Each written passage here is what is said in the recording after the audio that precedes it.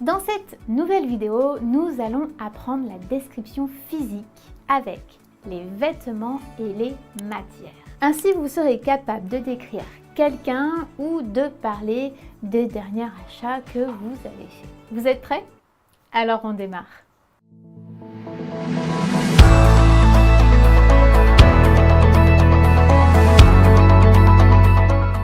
Maintenant, on va voir les vêtements. Vêtements, ici, vous avez la configuration de vos doigts bien écartés, paume de main face à l'autre et les pouces sont sur les poitrines et vous descendez, comme ceci.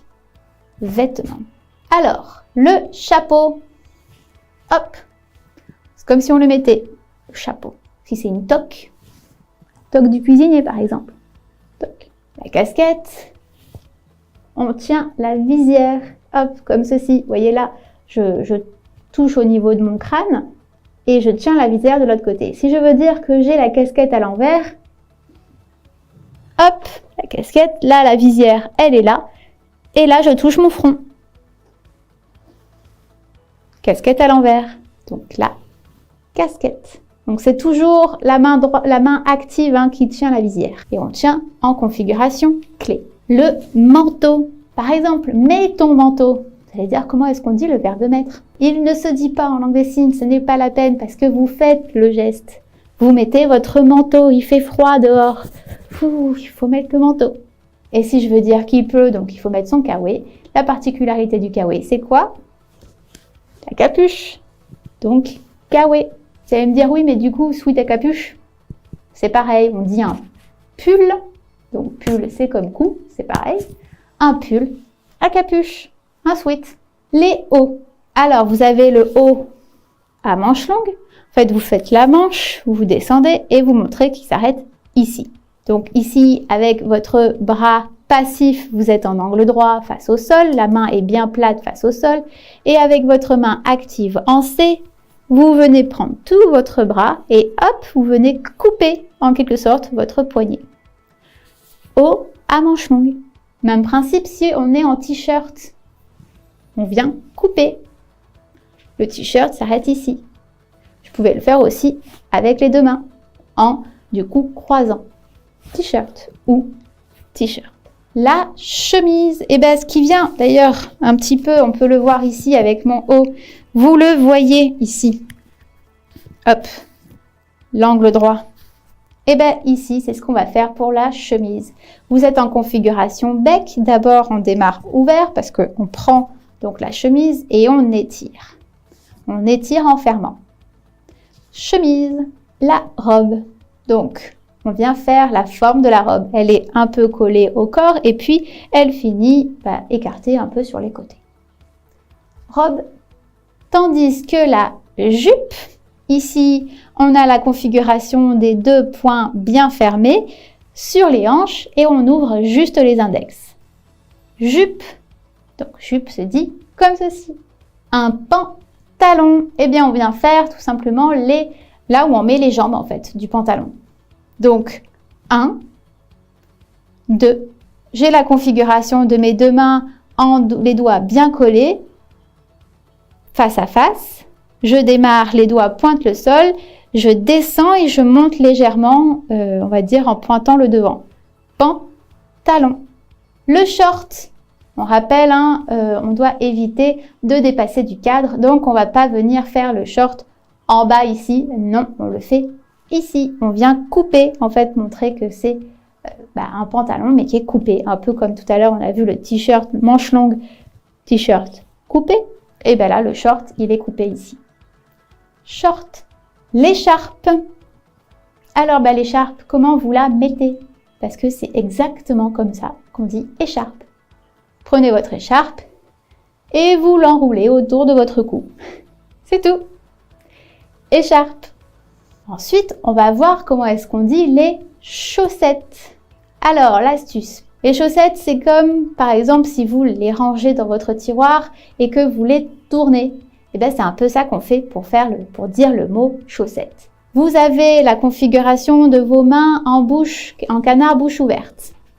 D'abord, les pouces sont collés l'un contre l'autre, ici. Vous ramenez ensuite vos doigts et vous venez tourner comme ceci. Les doigts vous pointent et ils sont collés l'un à l'autre. On est là, on ramène les doigts et on tourne. Chaussettes. Les chaussures. Alors, chaussures, il y a deux manières de le dire. La première manière, elle est plus facile, notamment pour les enfants. Quand si vous voulez faire du signé bébé, du geste associé à la parole, chaussures pouvant se dire comme ceci. Effectivement, c'est comme si on applaudissait. Donc imaginez-vous, encore ils savent que nous, quand on applaudit, c'est comme ça, ils comprennent qu'on est en train d'applaudir et eux, c'est comme ça. Mais pour eux, ça veut dire chaussure. Chaussure ou bien chaussure. Ici, j'ai la configuration de mes deux mains en X. Ma main passive et paume de main face à moi. Ma main active et paume de main face à moi également. Et je tape 2 fois vers le bas avec ma main active devant ma main passive. 1, 2. C'est tout, juste 2 fois. 1, 2. Chaussures à talons. Et bien là, ici, tout simplement, on vient faire les talons grâce à nos petits doigts. Et hop, on marche. Chaussures à talons. Vous voyez, c'est comme si la jambe droite, la jambe droite, la jambe gauche, la jambe droite, la jambe gauche. Tac, tac, tac, tac. Les bottes. Et bien les bottes, vu qu'il ne faut pas sortir du cadre, vous prenez votre botte en configuration et vous la mettez. Donc on imagine que ça, c'est plus votre bras, mais votre jambe. Et donc vous mettez la botte qui va assez haut. Botte. Souvent, vu qu'il ne faut pas sortir du cadre, par exemple, comment parler des pieds? Tiens, tongue d'ailleurs. Tongue se dit comme ceci. Là, ce sont nos orteils. Les 5 doigts, ce sont nos orteils. Et en fait, notre index de notre main active, c'est comme si on venait mettre la tongue. Donc, qui vient avec le truc pour mettre la tongue en fait. La tongue. Donc souvent, vu qu'on ne peut pas sortir du cadre, nos mains vont nous servir pour parler de nos orteils ou de nos pieds. Marcher peut se dire comme ceci.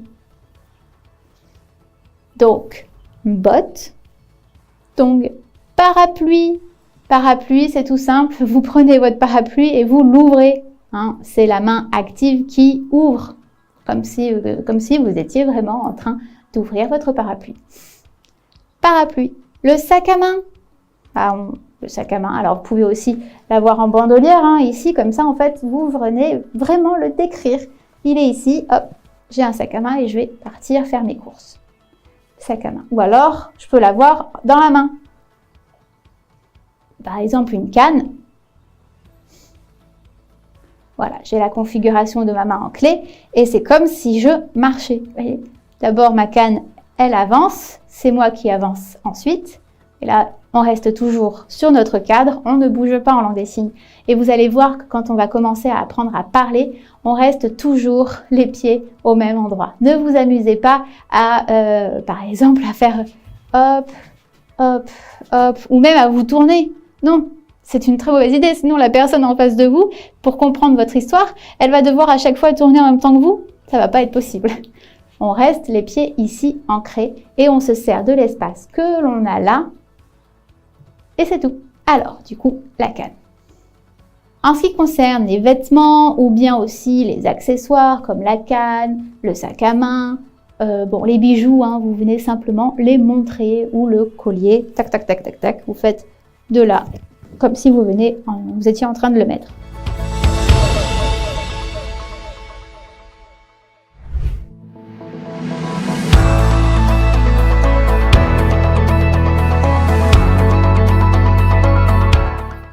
On va voir, parce que ça peut toujours nous être utile, la matière pour venir décrire, encore une fois, un mot que vous n'avez pas. Si vous pouvez avoir, vous connaissez sa matière, tant mieux, vous pouvez lui rajouter cette information. Matière. Ici, vous avez la configuration de vos deux mains en canard. La main passive pointe le ciel et la paume de main est face à vous, donc canard bouche fermée. Et la main active vient frotter vers l'avant. Matière. 2 fois au moins. 1, 2. Matière. Le plastique. Le plastique, vous avez la configuration de vos deux mains en clé. Et c'est comme si vous veniez Faire du tambour? Faire de la batterie? Le plastique. Plastique. Le verre c'est fragile. Du coup, ici, on vient faire une pichenette, quelque sorte comme ceci, sur la joue. C'est fragile le verre. Le verre. Le verre. Le bois. Eh bien, le bois, c'est celui qu'on coupe.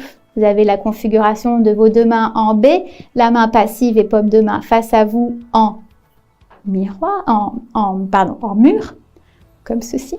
Et là, vous venez, avec votre main active, couper le bois. Bois. Et enfin, le dernier, l'acier. Ici, vous avez votre index crochu et vous tapez 2 fois. L'acier. Acier. Parfait. Ce qui nous reste plus qu'à voir maintenant, c'est le vocabulaire des couleurs.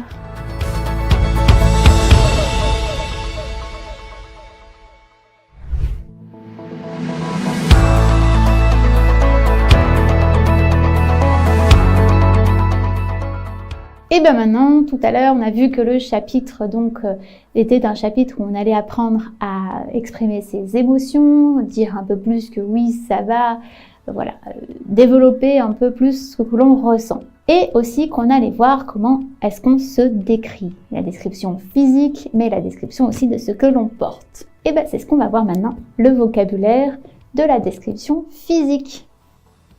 Alors, vocabulaire, on connaît. Physique, en fait, on vient taper 3 fois, poitrine, côte, hanche, on va dire, pas les hanches ici, on va dire le début du ventre, quoi, le ventre. Donc ça donne physique.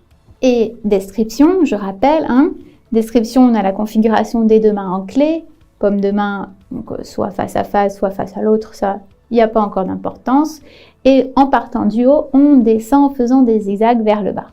Donc la description physique, c'est le physique qu'on va venir décrire. Alors, le vocabulaire.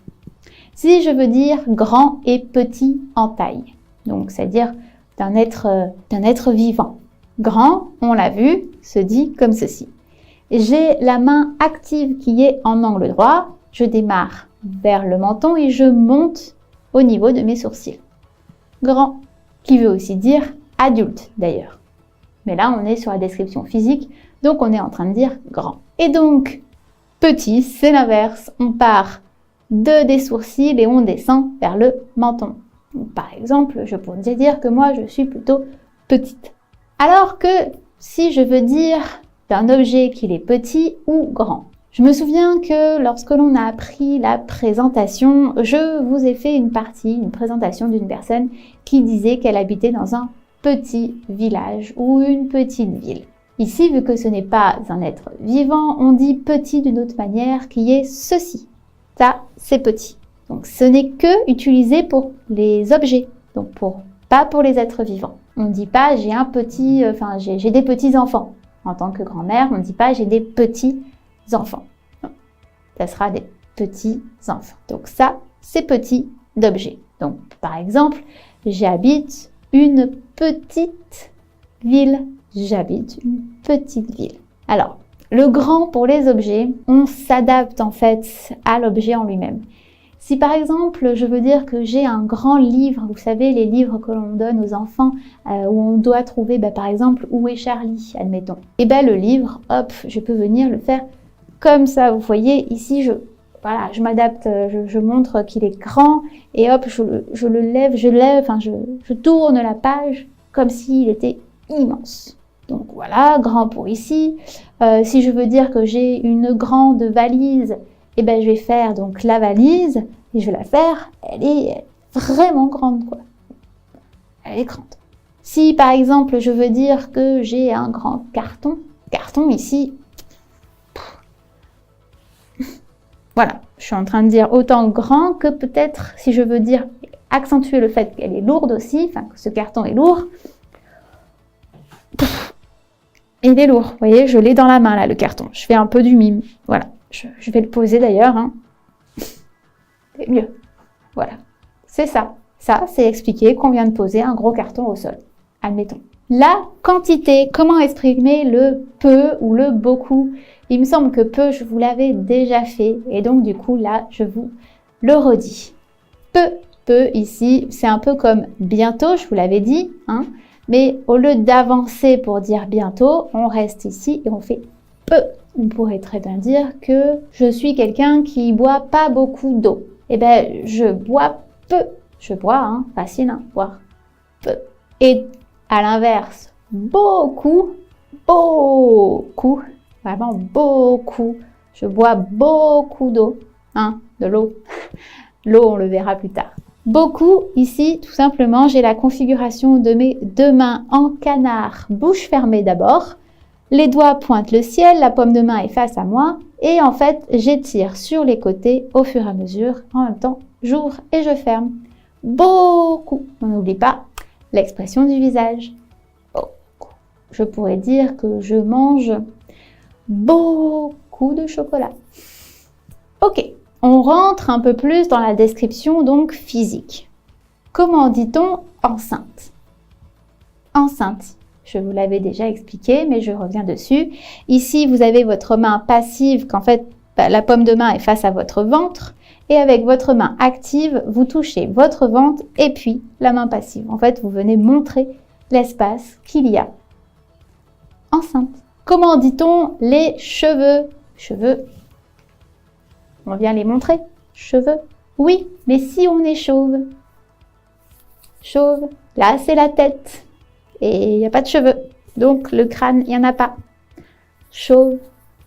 Le poing bien fermé de la main passive et la main active, en fait, caresse le crâne tout doux. Le visage. Ça aussi, je vous l'ai déjà fait pour dire l'expression du visage. Le visage, hein, en fait, on a juste à le montrer. Visage. La barbe. Barbe.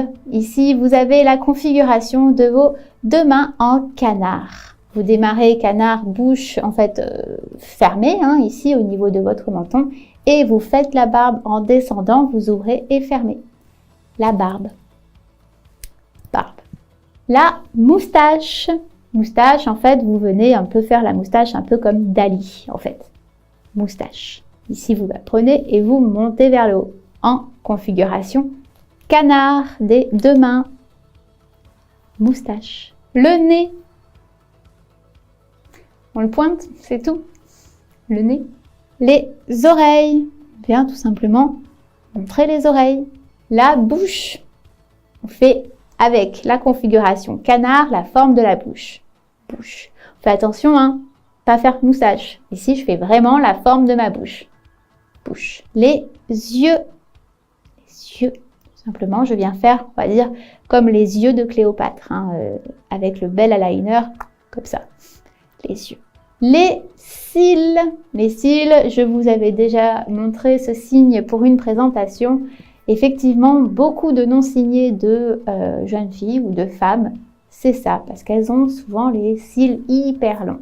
Et du coup, en configuration 4, on démarre devant l'œil et hop, on monte et la paume de main se retrouve face à l'autre. On regarde les yeux vers le ciel. Cils, les sourcils, facile, hein, on les montre. Voilà. En règle générale, la description du visage, on montre. C'est plutôt facile et pareil pour la description du corps. Si je veux dire que, par exemple, je suis un peu enrobée, ben, je vais faire un peu, ou voilà. Et à l'inverse, si je suis maigre, je vais venir faire ça, ou ça, hop. Mon i, paume de main face à moi, et hop, que je ramène à moi. Mais si je veux dire que je suis très maigre, je vais rajouter, je vais rentrer mes joues. Ça donne ceci. Maigre. Le cou. On montre le cou. On fait comme si on avait un long cou. D'ailleurs, on verra que c'est aussi comme ça que l'on dit un certain animal. Et je suis sûre que vous l'avez deviné, c'est la girafe. Ok, ça en est fini pour la description du corps en fait. Là, c'est bon. On a vu en règle générale, c'est plutôt on pointe et on a vu assez de choses.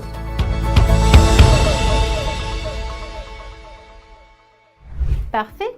Et si nous mettions tout ça à l'épreuve avec un petit quiz, ou plutôt devrais-je dire avec un jeu? Et je suis sûre que vous le connaissez tous, c'est le jeu du qui est-ce.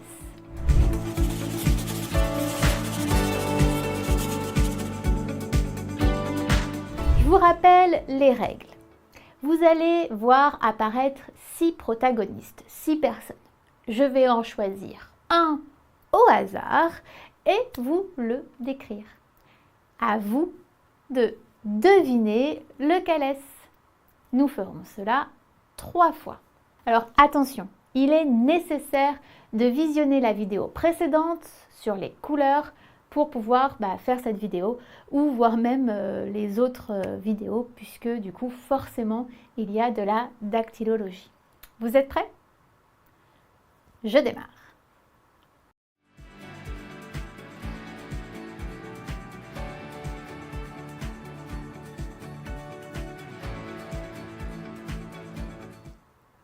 Le premier personnage que je sélectionne.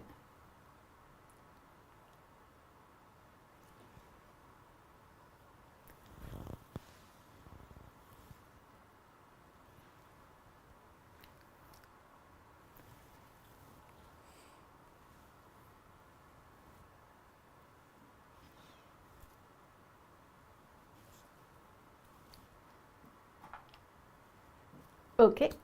Si vous avez besoin, avant de répondre à la question de qui est-ce, peut-être vous pouvez revisionner une dernière fois la description.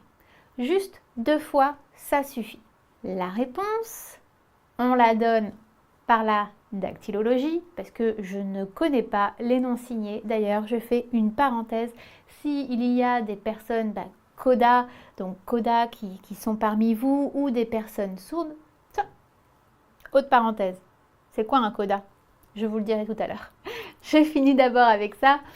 Si vous avez des personnes, si parmi vous il y a des personnes sourdes ou coda et vous connaissez les noms signés des personnes qui sont affichées ici sur les images, les protagonistes que j'ai sélectionnés, n'hésitez pas à le transmettre dans le petit commentaire en bas de la vidéo. Franchement, ça, on adore. Ok, je reviens sur l'autre parenthèse que j'ai fait sur un coda. Qu'est-ce qu'un coda? Alors là, je fais vraiment une parenthèse très rapide parce que certainement qu'on verra plus en détail dans la vidéo sur la sensibilisation à l'histoire et à la culture sourde. Un coda, c'est un enfant qui est né de parents sourds et c'est un enfant entendant. Donc sa langue maternelle, c'est la langue des signes puisque ses parents sont sourds. Mais il est entendant, donc le moyen pour lequel il va donc apprendre le français, ça sera forcément dès qu'on le mettra à la crèche, à l'école, etc. C'est un enfant donc entendant, né de parents sourds, ayant pour langue maternelle la langue des signes. Je referme la parenthèse. On revient sur notre jeu. La réponse, donc on n'oublie pas de la donner en dactylologie, puisqu'on ne connaît pas le nom signé. Donc c'est Caméron. Et donc Diaz étant un nom de famille, vous pouvez faire son prénom de famille Diaz. Personnage numéro 2. Je commence.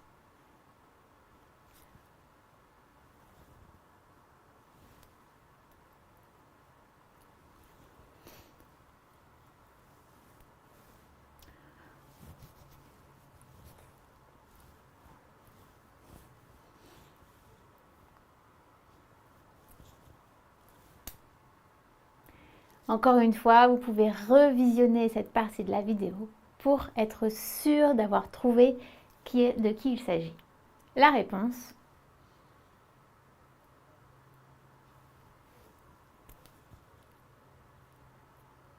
Elton John. Personnage numéro 3 et le dernier de ce jeu.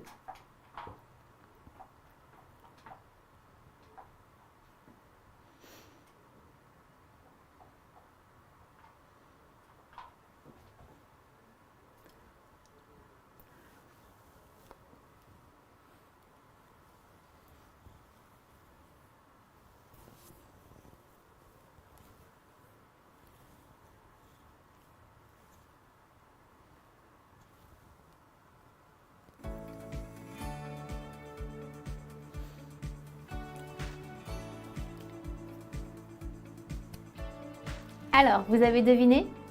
Devinez de qui il s'agit? Il s'agit de Omar Sy. J'espère que vous avez aimé ce petit jeu et si vous avez réussi à trouver les 3 protagonistes, je vous félicite. Vous avez super bien travaillé. Appuyez sur le pouce bleu si vous avez aimé. N'hésitez pas à nous faire un petit commentaire en bas de la vidéo. Et aussi, pourquoi pas jouer à ce jeu avec des personnes qui, comme vous, apprennent la langue des signes française. C'est un jeu plutôt sympa à faire et puis assez ludique.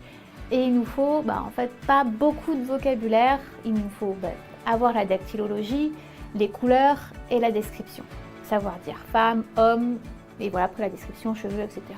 Bref, vous pouvez vraiment le faire avec votre entourage et puis les personnes qui s'intéressent évidemment à la langue des signes. Abonnez-vous si vous souhaitez voir encore plus de vidéos. Et ah oui, tenez-vous prêts, car la vidéo prochaine est une vidéo très spéciale. À très bientôt et merci.